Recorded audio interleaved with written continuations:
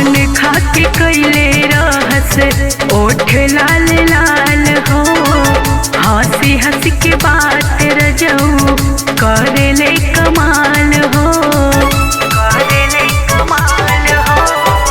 पान खा के कैले रहस ओठ लाल लाल हो, हंसी हंसी के बात रजऊ करेले कमाल हो, हंसी हंसी के बात रजऊ करेले कमाल हो।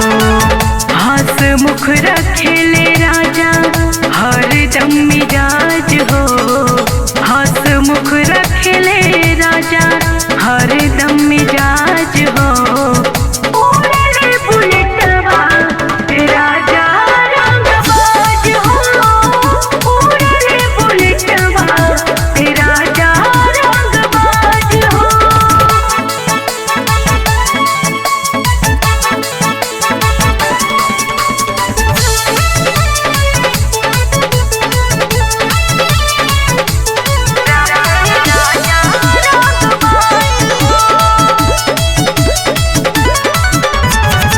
गर्दन में लाल गमछा चले ही पिठार के, गम कत रहेले रजऊ सेंट वेंट मार के।